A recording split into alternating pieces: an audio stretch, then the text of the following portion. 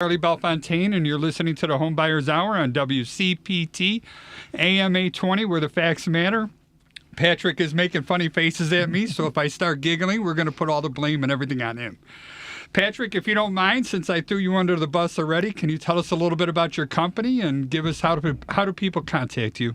I am a real estate lawyer. My company is called Loftus The best Law. real estate lawyer, I might add. Possibly the best real estate lawyer. I don't know if you saw the my makeshift meme after last week's episode, but I'll repost it for the tens of people that are going to see that. But if you want to get in touch with me, you can call or text 773-632-8330. Sounds good. 773-632-8330. And Joey's not with us today. He works with the Federal Savings Bank. His phone number is 630-235-2405. Both of our hosts on this show are phenomenal about just helping people and answering questions. So no matter what's going on, always feel welcome to reach out to either one of these two people. And I know the same answer is going to be for Beth Repta. She's our guest host today. One more thing I want to add too about we are streaming on YouTube and Facebook. So please and thank you in advance. Smash that like button, subscribe button, do everything you can. We're on our way to 1 million followers. I mean, we're 998,000 short of it, but we're on our way. So please go ahead and try and follow us. Beth, if you don't mind, tell us about your business and yourself. Say hello to some special people. Oh, yeah. Give us the rundown. All right. So my name is Beth Repta. I have been selling real estate for, I lost track, I think 16 or 17 years at this point. My company, I'm super excited. I recently just merged with another big real estate team. So we are Livian Chicagoland, and that is comprised of, here's where the shout outs come in. So that is comprised of my original team, which is myself, Donna Rosen, Ariana McLeod. We joined forces with Zimmerman Property Group to make Livian Chicagoland. So that is Joe Zimmerman and Megan Ryan, Kelly Boenzi, Jess, I'm going to totally botch your last name. We're going to call Jess K. All right. Darla, who just recently joined our team. And yeah, it's fun. We're having a really good time. We're all of the two teams that came together. I hate to say veteran because it makes me sound very old, but I guess that's what we would be considered. We're like veteran agents. And, no, I love all that. Yeah. So I'm also, aside from being a realtor, I'm a mom. I have a 13-year-old daughter, Ava Elizabeth, and an 11-year-old son, Mason John. And my husband is Ryan, and we live out in Cary. That's outstanding. Yeah. So every time there were two children, right? Because I heard Only two names. two. I don't know. Well, I heard two Hopefully names. not a third. I heard two names for each one of them, and the only time my middle name gets used is when I'm in trouble. Well, that's All you're right. right about that. That's why I threw the middle names in there, because most of the time that's how they're being referenced. So No, I got you there. They're good kids. Now, one of the things we usually do is we talk about rates and try to forecast on what's going on in the real estate market, and just to give people a little preparation on how they can do things, a little bit better, I guess. And Joey usually tells us what the rates are, the bonds, and how that's affecting the real estate loan mortgages. And obviously he's not with us here.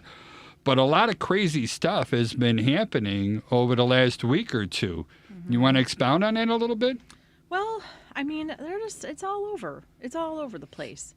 And I think, honestly, after the new year, I just felt a sense that our consumers are finally settling in with and coming to terms with the fact that we're most likely not going to see 3% rates again for a very long time. I think it was a little bit of a shock to the system, late fall, late summer, fall when this was happening. And then I think now people understand that, we're going to probably live hopefully in the fives soon, I hope. I think it's fluctuating around there right now, don't you? I think this is where we're going to be. And I think that the consumers are finally accepting that that's how it's going to be. Yeah, if I can get used to spending $15 on lunch at a fast food joint, then real estate purchasers can get used to a 5.5% interest rate, I think.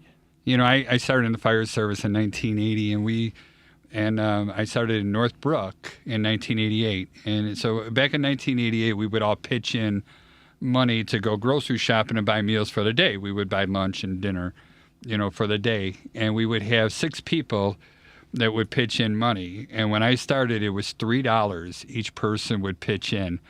You know, can you picture that? So we had $18 to go and purchase 2 sets of meals for 6 eaters, you know, and I'm not talking about diet people. You know, they want a big eating stuff that goes on there. And I think when I left, which was like 5 years ago, we were over $20 a day. You know, it's just amazing how things were increasing as much as they did. One of the things we were chatting about earlier before we started broadcasting was, you know, who comes in and how we can, you know, watch the market and see what's going on. And I think the first step is always going to be people get to meet a real estate agent. I want to talk a little bit more about that. And kind of at the same time, and both of you jump in and correct me if I'm wrong, but kind of at the same time, that's when the person who's looking to buy a house is going to, you want to get them pre-approved. You want to do that right away because that's pretty important. Correct me if I'm wrong. And what kind of house or what size house or neighborhood or everything else that's going in there, money talks, you need to know what that's going to be. Then you go ahead and you get them signed under contract so they get it, and that's where we come in as the home inspection company. We're kind of the next players that get involved in there. And Patrick, you're kind of at the end, you know, with the attorney after the contract is signed already. Would you agree with that, or? Yeah, I'd say most of the time I get called. In fact, just driving over here from breakfast, I got a call from somebody saying, I'm just about to go under contract to buy a condominium and I'm looking for a real estate lawyer. And that's generally about the time that I would get that phone call or that email or, you know, however they're reaching out to me. And how have you seen the market happening for you, for your business? You know, I'm probably the wrong person to ask because my business is going to be more of a lagging indicator in terms of when I get involved into the process will be probably a few weeks after somebody has begun with their agent or with the lender, whoever is sort of that first person. So I would be, if I'm looking to kind of forecast at least the short-term future, I would be asking mortgage brokers, I'd be asking someone like Beth about how many new prospects have contacted them, how many pre-approvals has Joey written, et cetera. So Beth, maybe I would just toss that over to you. Yeah, no, I think connecting with a lender is a really good indicator. I will say after the new year, I definitely felt more of an influx of people calling. So I think that is a really good indicator that after the new year, people are like I said, they settled in with the interest rates. They accept the fact that this is where we're going to be. And for anyone that was sitting on the sidelines, now I feel like people are going to be jumping back in. It was quiet though. Late summer, fall, it was quiet. But I am very optimistic about this year. And guess what? Honestly, I mean, I just know that for me, for our team, I'm less concerned about how the market's performing, and I'm more concerned about what I am personally going to be doing. Well, let's talk about that. I'm really curious. First of all, I want to know more about your team because that helps me, you know, try to figure out what numbers are good and what numbers are not so good. How many people are on this team? I know you listed a whole bunch of names and I didn't write them all down. So we have, in terms of sales, let's see, we've got 1, 2, 3, 4, 5, 6 producing agents. Wow. And 3 licensed real estate brokers. Wow. 3 administrative staff. We also have a inside sales agent as well. And then through our partnership with Livian, we have a lot of back-end support as well from Livian. So Livian provides us with a whole extra layer of support staff as well. So we have a lot of help, and our team will be growing. We're looking to expand and take on another, I'd say probably in the end, probably about 24 agents, producing agents total over the next Now, 2-3 is your years. goal to keep these spread out all over Chicagoland or Yeah. focus mostly in the Northwest? No, we service all of Chicago, which is really one of the main reasons why we wanted to come together. Geographically, it made sense for us. I was covering the northwest suburbs, north and northwest. And then Joe was covering the city, or still covers the city. Megan Ryan covers the North Shore, Evanston, Winnetka, Wilmette, all of that whole area. And then Kelly is covering the western burbs. And so it just made really good sense. And our admin team, too, made really good sense. We just fit together like a puzzle piece. We've known each other for a long time. We've been with Keller Williams for a long time, so we were already kind of using the same playbook, if you will. And so just really, we have the whole team just kind of has the same, very similar mindset, very similar work ethic, and it just worked. So. Well, let's talk a little bit about that mindset. I know one of the things that you shared with me, I shared with you like a graph how we track how many inspections our companies do, and we can go back 5 years. So data is very important to me. And I'm hearing that's the same thing that's important to you. Oh, yeah. Where do you get this data from? What type of data? How does that influence how you communicate? I got like 6,000 questions, and I could keep man. hammering them at you. Like you are talking to No. the biggest dork when it comes to data. I love it. I love it. So we track everything. I mean, I have tracked my listing appointments. So like I loved that you tracked your inspections like per week. I track my listing appointments per month and have since 2017. So that's a really solid indicator of how things are going to go, right? And that's all up to me. Like I have to be setting like at least 2 appointments a week. And that's like that. I mean, we track at all of our prospects, how many calls we make, how many texts we send, how many emails we send. I tracked all my listing appointments. I mean, we track everything.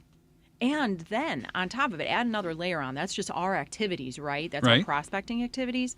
Then you throw another layer in where we're tracking what is actually happening in the market down to the week, just like you and your inspections, right? Because it is like data in real estate is difficult because we were talking at breakfast, right? There's a lag of data. Like people are analyzing, making important decisions off of data, off of closed data that happened 6 months ago, right? Okay. But if we can start to analyze data differently and get it a little bit more granular, here in Chicago, it's hard because you are relying on the MLS. The MLS has data that comes out monthly. By then, it's like late already in my mind. So if you are able to track weekly data with how many new listings are coming, how many pendings do we have per week, that is where you can get granular, help your clients make better decisions. And not only do you have to track it, you have to know how to interpret that too. So I'm a dork. Yeah, I think what you just said is really important to highlight, and that is, it's not just having the numbers available, because every agent that's a member of the MLS has access to this data. Mm-hmm. What data are you looking at? If you're looking at a number that is for like all of Chicagoland, it's an interesting number, but it's probably not one that I'm going to use for a specific home in a specific neighborhood or suburb. But I do often see, certainly in the press, but even when people are casually talking about real estate, these numbers get thrown about.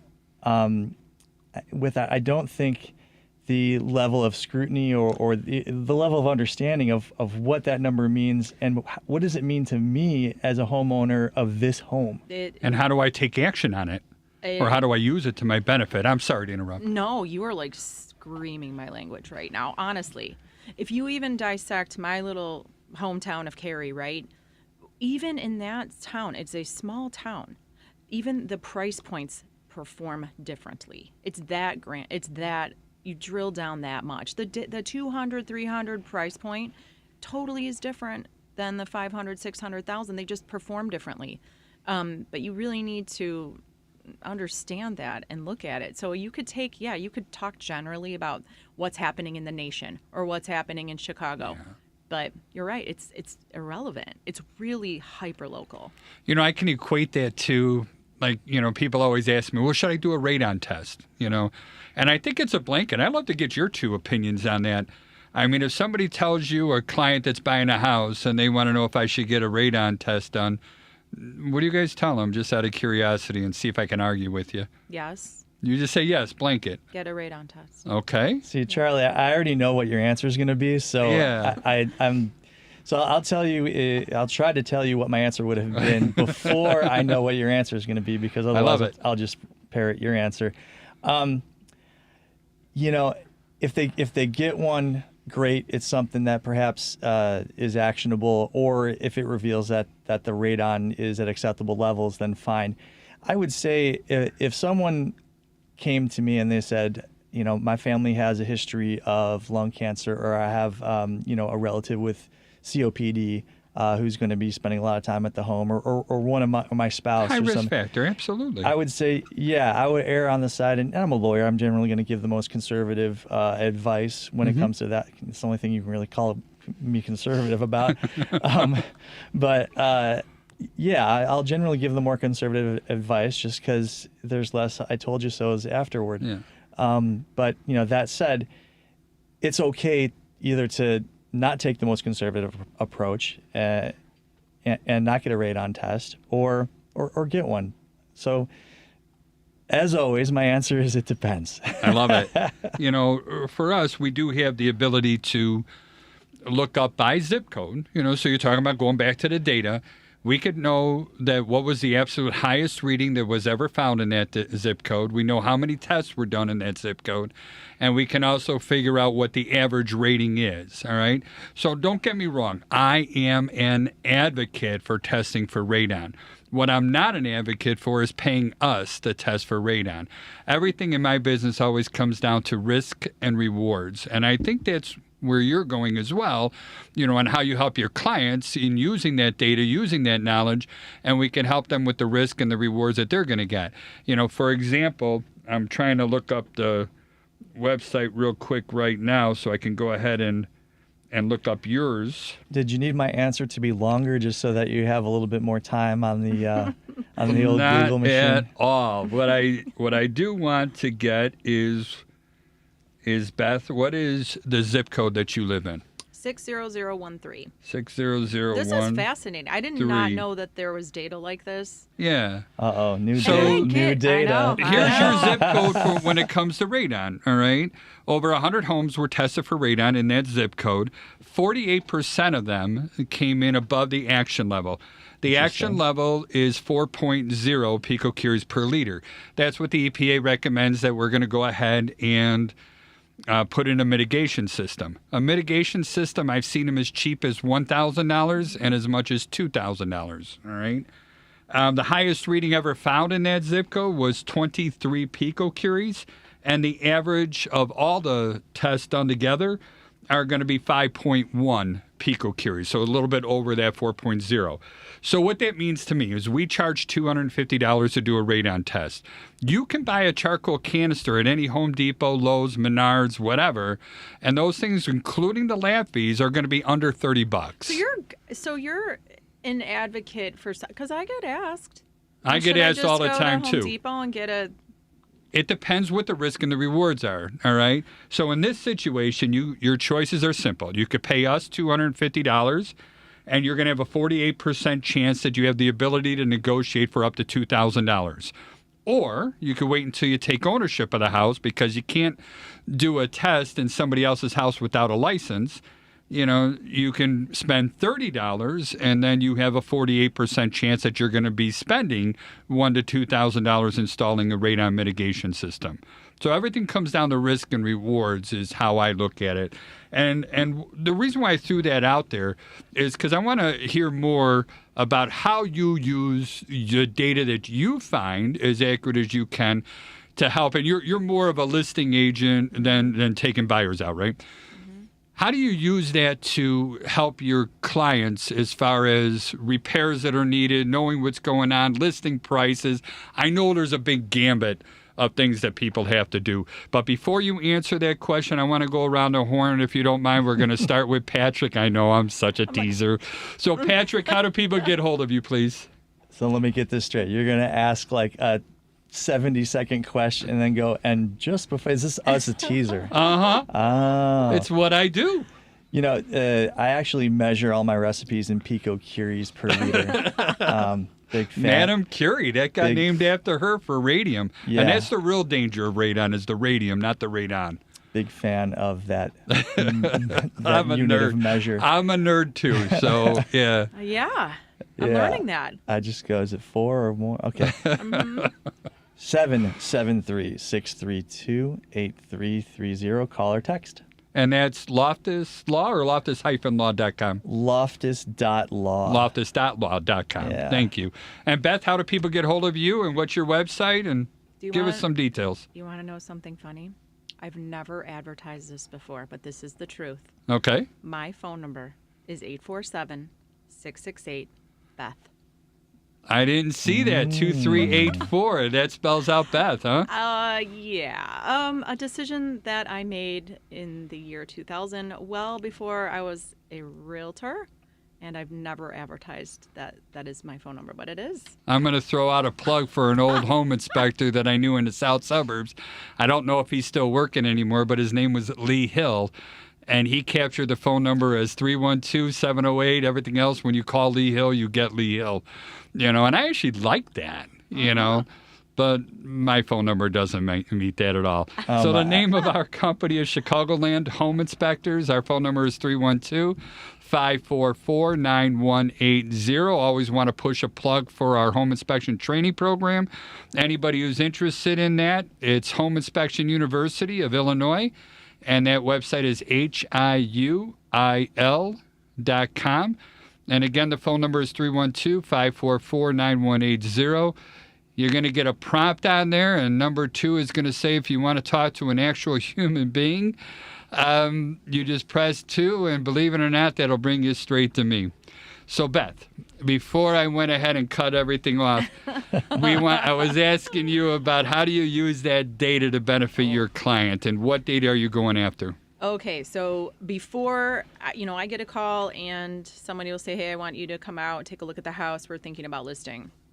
And before I meet my potential clients, I will, and even if I've worked in this town a million times before, data changes, so I'm always looking, but I go in and I look at InfoSparks, and just to see. Give us a little more for somebody who doesn't know what InfoSparks is. It's an aggregate data. That's the data that we have through the MLS. Okay. And so you can look at things like average sales price. You can look at days on market. You could look at days from contract or from listing to contract, how many days that is.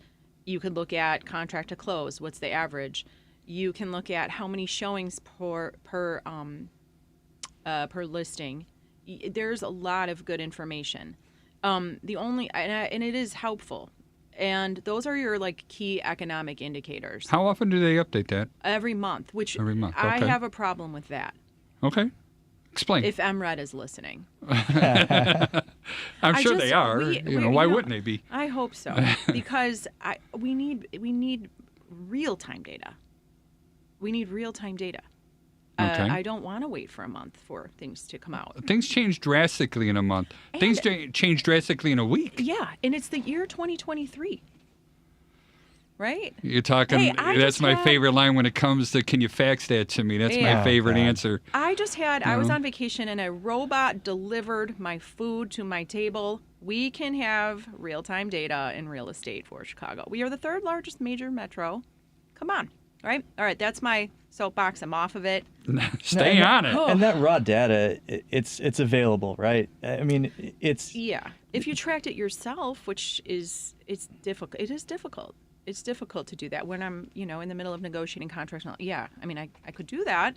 It takes time, and I feel like I'm paying a service that should be able to provide that. Anyway, so I do look at all of that first, and that's really important so that I can set the tone for, okay, hey, look, we're we're still low days on market.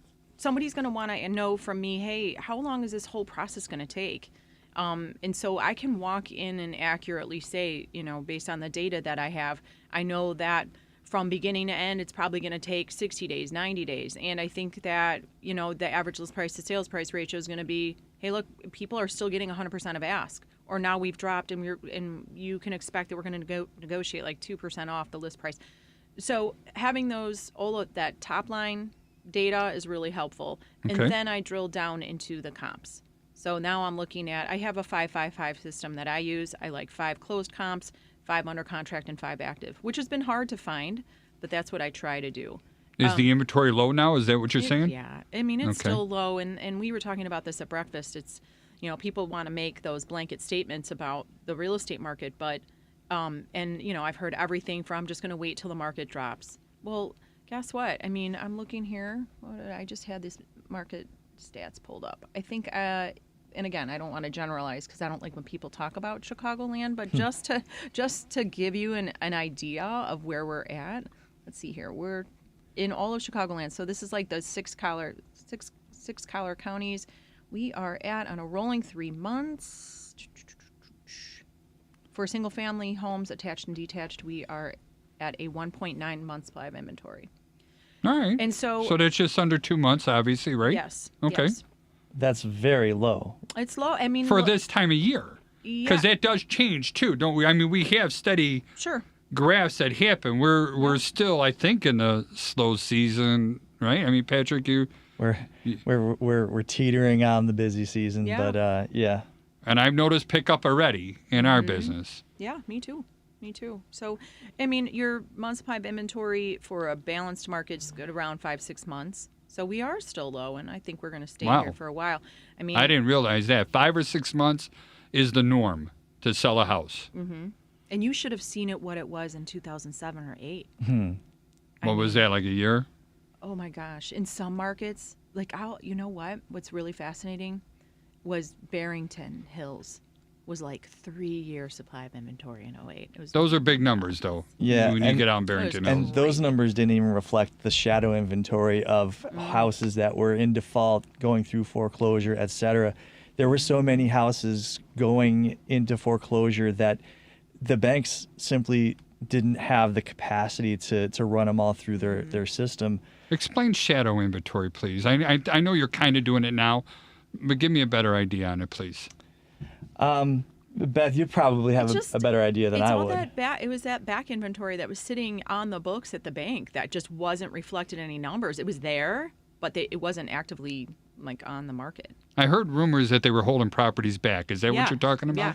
Well, yeah, whether they were intentionally holding properties back or just didn't have the capacity. I suppose I was being kind to them when I said there's only so many receivers out there who can manage a real estate portfolio of real estate you never intended to own. Yeah. But yeah, if a house, say for example, and I don't want to get too deep into the weeds in the foreclosure process because that's a different show, but a house.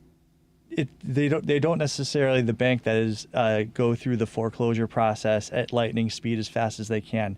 There's things that they're considering and thinking about that even I'm not aware of that go into that calculation. But you might see a house get scheduled for a sheriff's sale, for example, 3-4 times even before they actually move forward with it for lots of reasons. But yeah, if a house, let's say a house on average takes 18 months perhaps to go from default to actually being sold at a sheriff's sale, that's a house that is eventually going to go on the market, but it's not on the market yet. Mm-hmm. So No, I got you. What do you, and help my little feeble mind here. What do you mean by, sheriff's sale, and then you use another term, default? Does this mean when somebody first stops making payments on the house and then they get evicted? Where does that begin from those points? yeah, so I mean, you first would usually people don't typically stop making payments. Usually they're unable to make the payment. Absolutely. I'm a firm believer that was the biggest cause of the 07, 08 crash. Yeah, You know, I they mean, wanted to keep their homes. Of course, there's exceptions, but everyone needs a place to live, and nobody, I hate that word. Very few people feel comfortable walking away from a debt that they owe. It's just human nature, I think, or at least it's the way most of us were brought up. I have a different take on it because I come at it from a more professional viewpoint of, not every decision that a lender makes is going to be a good one, and that's why the foreclosure process exists. That's why we have mortgages. And if you end up in a situation where it makes more sense to stop paying from the financial perspective of you and your family, then the bank made a bad business decision making that loan to you, and that doesn't impugn you as an immoral person or amoral person. You've made a decision that benefits you and your family. And I'm going to argue that just a little bit. I mean, there's, and I'm not trying to be mean or argumentative. It's just I'm a believer that I know everybody points the fingers at the banks. I get that. All right. But the one thing that nobody ever talks about and brings up, that in 2007, right before that light switch hit and all of a sudden real estate turned down, our gasoline prices went from basically $2.50 to $4.50 a gallon. And this is back in 2007. We were complaining about it in today's dollars, let alone nearly 20 years ago dollars when it comes in there. That's a huge amount of money. And I had neighbors where I used to live that would drive to Chicago each day, and they were doing 40 miles round trip or more every single day. That's a huge bill that you have to pay to put gas in your car. So you got to cut things out. If you don't have enough money, you're going to cut out travel, you're going to cut out entertainment, and those were the industries that lost their jobs first, and then those are the people that couldn't be paying their stuff. And well, who do we want to dunk on first, banks or big oil companies? I mean, I'm happy.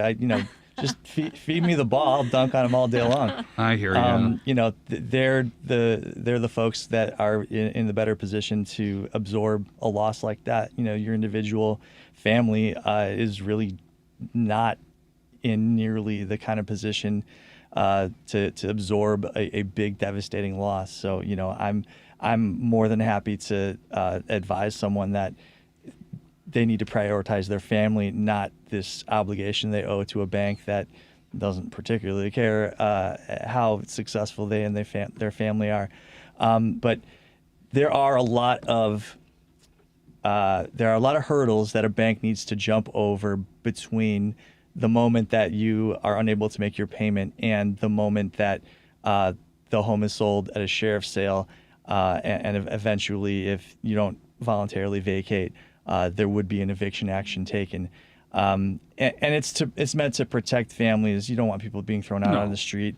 And Illinois is particularly, let's just say, sensitive to the more to the consumer than to the bank or the business or the owner of the building if it's a rental. Absolutely. Sure. And we could go down that road, and we have, and I'm sure we will in the future. Yeah. But that is a long process. I'm not sure how we turned off on this tangent. Can I add to that, please. too?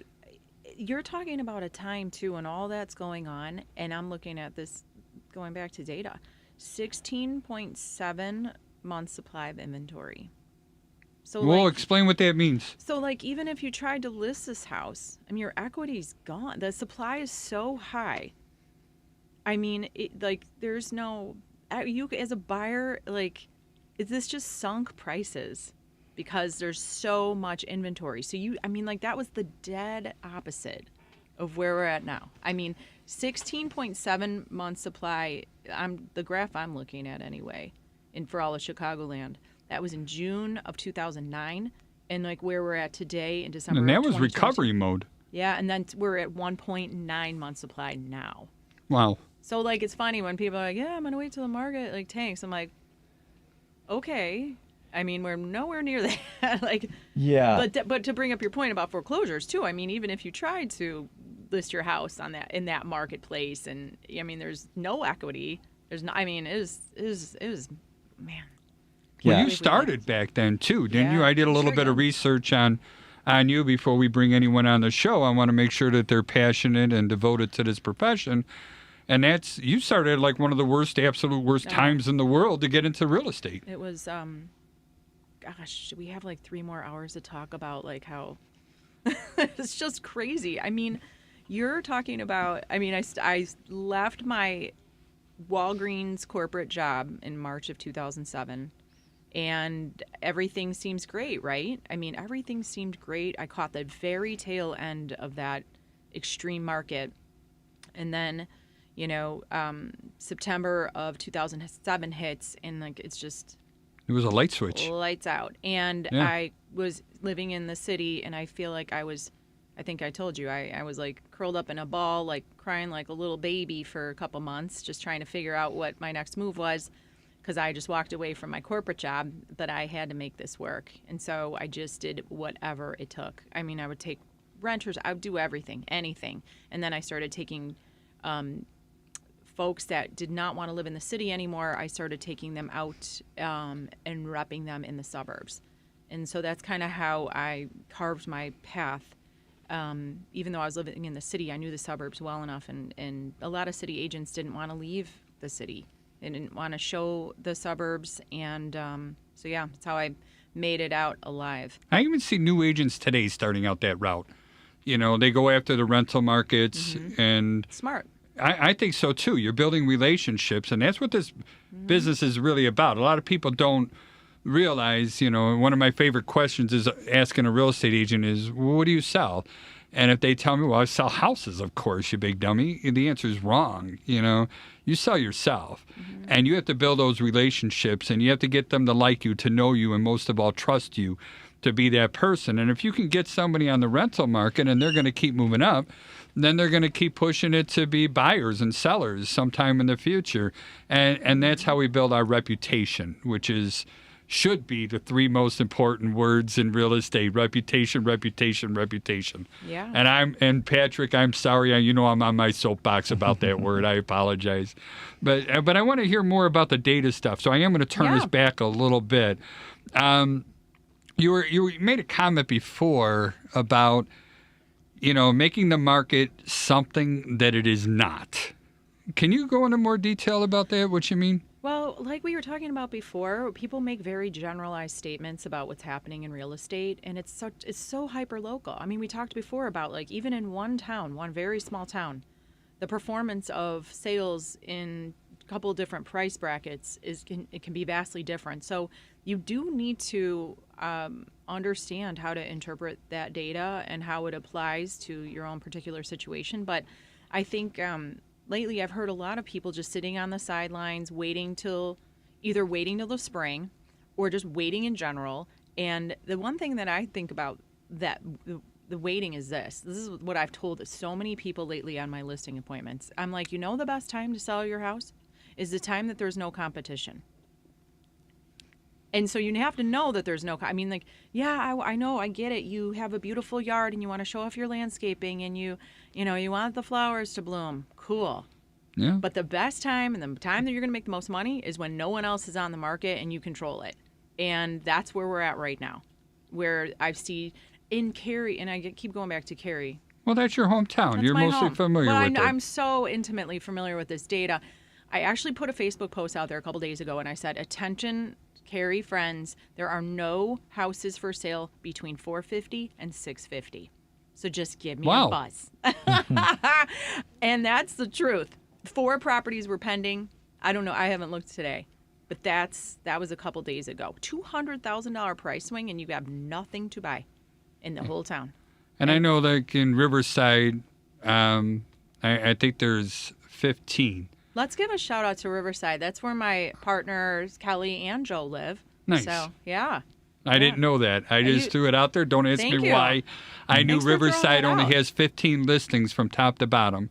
It's a cool town, too. It is a cool town, except they got too many winding roads. They need to straighten them all out. I can't find my way around there. I always end up wherever I started from. It's a horrible town. Wasn't it? I'm going to totally botch this, but I brought this up to them recently. Wasn't that whole town developed by the same person that developed the World's Fair? That I don't know. It rings a bell, like Right. Olmsted, right? Yep. I think didn't he design Central Or Park? in New Burnham York or whatever. City? Yeah, something like that.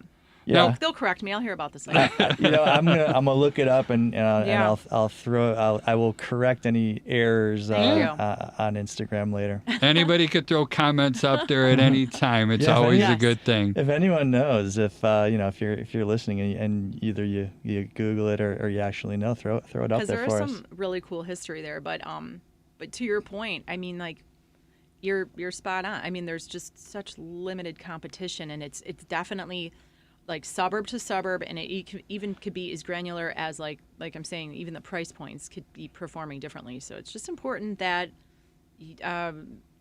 that you understand that.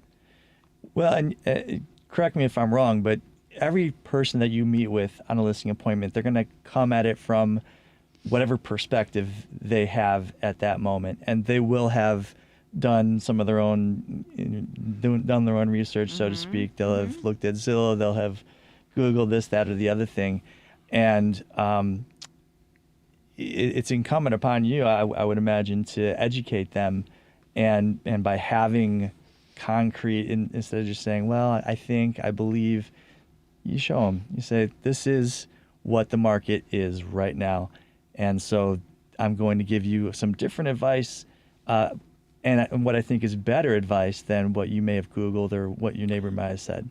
And a lot of the times their research is active properties on the market, right? Where they're like, well, so-and-so, I just had this the other day. And a guy says, well, you priced it at X, but I see that this property that has been active for 74 days is priced higher than me. I'm like, well, think about what you just said. Yeah, that's why it's still on the market at thing Right. and no one's bidding. Right. Yeah. And Learn from it. Yeah, exactly. And the big fear that you need to combat is the fear that every seller has, that they're going to sell their place for less than it's worth. I think every single seller has that fear, and how do you deal with that fear is, if you hadn't learned in the past 2 years, like how the market can drive up the price.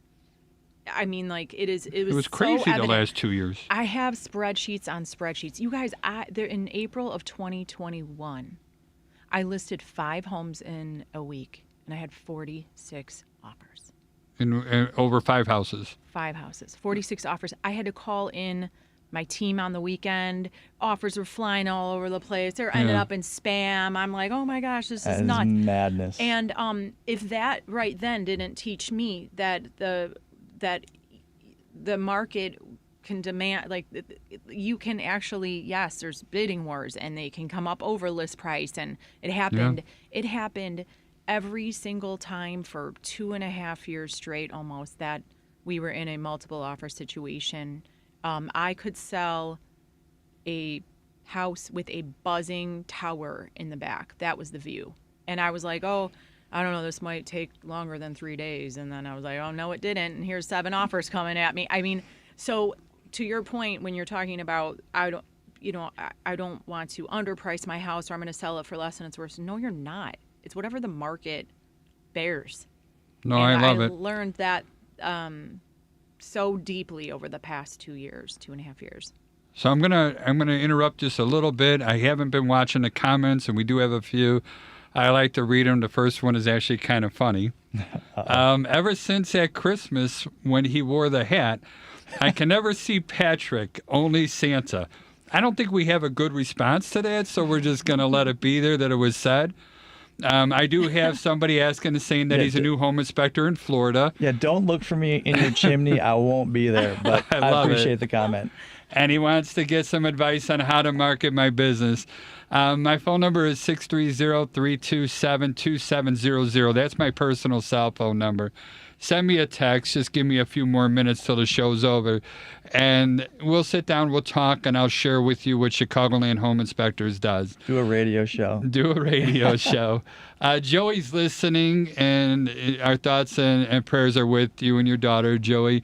But he made a good comment about bankruptcy and foreclosure. If a foreclosure mortgage was included in Chapter 7 bankruptcy and not reaffirmed, your derogatory waiting period is for conventional is going to be 4 years instead of 7 for a foreclosure. All right. So everything that you could do to know these rules and know the laws and get good advice from qualified people, and I'm pointing to Patrick and Beth and also you, Joey. All of these things, the more you know, the more you're worth, and the better everything goes for you. And sometimes it's difficult to, how do I know if I got a good real estate agent? Or how do I know if I have a good real estate attorney or a home inspector? You're interviewing all these people, and my favorite words are always going to be, why choose me? So, Beth, I'm going to throw those words at you. Why should somebody choose you? What makes you better than the other 80,000 licensed real estate agents in Illinois? Boy, well, if I know it's hard. haven't proved that I'm a total dork when it comes to analyzing real estate, I think that's a big thing. You did hear, but I guess to reformat my question is, what if one of our listeners wants to hire real estate agents? What should they ask them? So I would say a couple of things. Number one, just flat out, how many homes have you sold in the past year? It's super basic, but it never gets asked. And it's very important. I just went on a listing appointment where property canceled. I am the second realtor in, and I knew who they used for the first time. And I ended up telling that client, I was like, your agent has sold one house on a rolling 12. Your house? Yeah. No, because it didn't sell. Oh. Right? So, that's important. And the gal was frustrated that she wasn't getting great advice. And I'm like, well, it's because she's probably brand new, which is fine, right? Everybody's got to start somewhere. It's okay, but it's so important. That's such a major decision that if somebody's going to be just starting out, they probably want to have a mentor or something like that with them. So that's number one. Number Beth, two, real quick, give us your website and your phone number again. Yeah, 847-668-BETH or I love it. 2384. And our new website is chicago.livianhomes.com.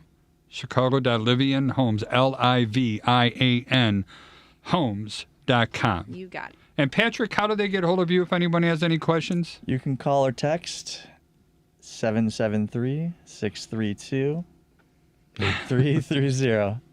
And Joey's going to always be available at 630-235-2405. Repeating, 630-235-2405.